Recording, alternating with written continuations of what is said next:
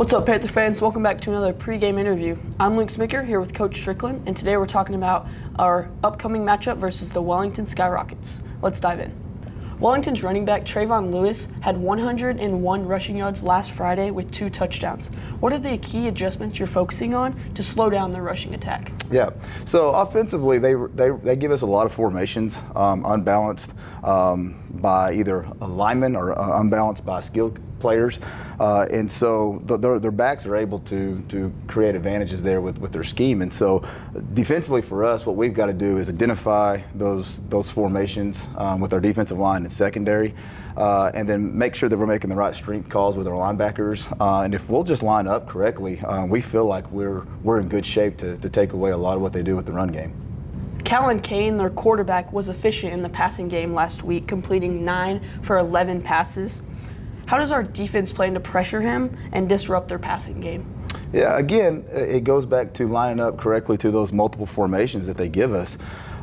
Passing is not what they really want to do, but as you can tell with the quarterback having an efficient game like he did last week, is they're good at picking the right time to call a pass play, and so our secondary's got to again identify those formations, and then they've got to keep their eyes right.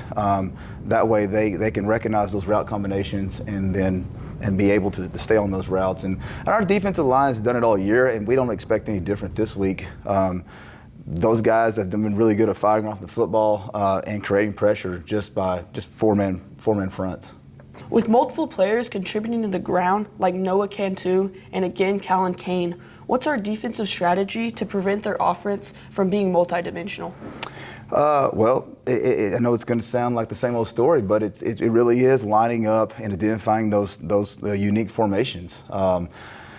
We have to be physical at the point of attack. It's always in this game, as it's been in the years past. It's really been a physical type of football game, and so if we can win that battle and line up correctly, we feel like we can take one of those off, passing or ground attack away from them. And really, it starts with the rush game. If we can limit their yards per carry and force them into long, third downs and second down situations, then we feel like we're winning at that point. Looking into this week's practices, what do you feel are our team's biggest strengths going into this matchup? We feel really good about our defensive front. They've been able to hold their own. We've got size, we got physicality, we're really strong up front, and so we feel like, again, lining up correctly, that we can win that point of attack game and hold the line of scrimmage and then play on their side of the line of scrimmage. That's also a big thing for us, and so we've preached that all week, and so far it's worked well for us in practice.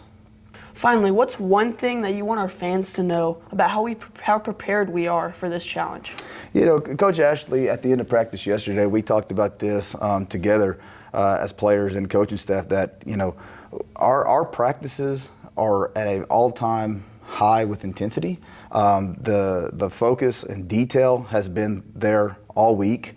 And so just want to reiterate that to those that are coming to the game or watching it online, that we are practicing as well as we have especially this year, and maybe even going back to some prior practices, in the years past. Like we are really proud of what we are accomplishing in our practices.